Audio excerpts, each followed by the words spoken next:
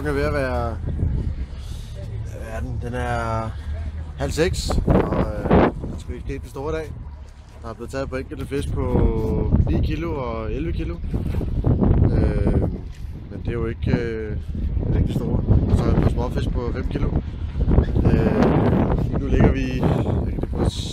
ligger vi oppe nord for Hammeren, oppe ved Varmeknuden, og kan se tegn og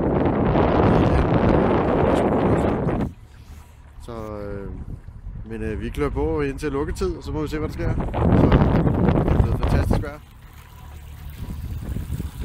Så Søren ligger os over. Det var en lang dag.